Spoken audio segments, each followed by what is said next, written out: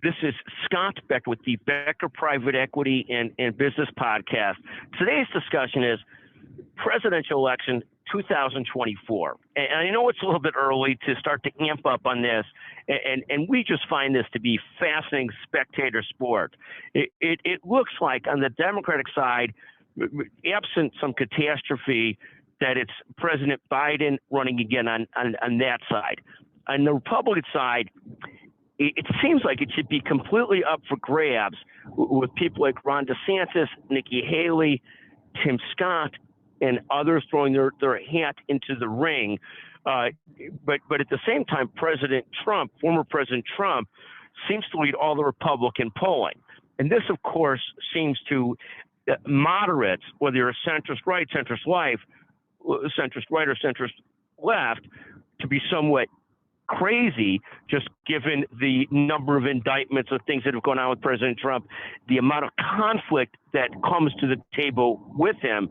But it is fascinating whether the primary system is broken or whether people just find him to be so interesting that they're going to vote for him. I mean, that would be sort of a fascinating situation to see. Trump still leads in all these polls by a significant degree, and assuming he's not in jail, he could actually win the primary again. So again, we sort of look at this. They're starting the debate soon. There's a lot of time between now and the real primaries early next spring. But what a fascinating situation that you've got two octogenarians, meaning 80-year-old pluses, Biden and Trump, potentially being the presidential candidates in 2024. On the Republican side, I think sort of against all odds, Republicans were hoping for high interest rates, and they won't say this out loud, but maybe a recession to make Biden's election chances a little bit harder. But even without as much deficit spending as goes on the last couple of years, without as much of these stimulus things and so forth, we're not yet seeing a recession. And so this is something that bodes well for President Biden, that the economy seems to be in this somewhat Goldilocks place, and that the stock market is way up. And a lot of voters, those that are part of the investor class, like that stock market being up, and certainly don't want to, notwithstanding all the other issues they may care about, don't want to rock the boat if the market keeps on moving in the right direction. So in any event, we'll regularly talk about the election coming out in 2024.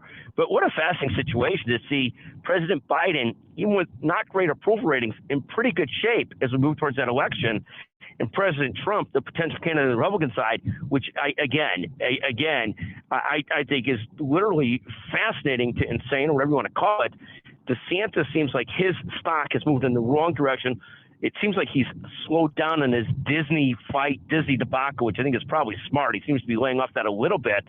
But what a fascinating situation to see. Now, Nikki Haley, Tim Scott, Chris Christie, none of them seem to be picking up enough traction yet, and we'll see if somebody comes out of the Republican debates and the Republican sort of discussions with some traction. But again, our first discussion of presidential election 2024, for those that are political junkies and find it fascinating, I do.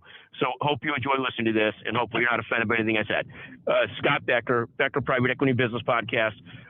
Text me, 773-766-5322 with your opinions. Love to hear them. Thank you very much.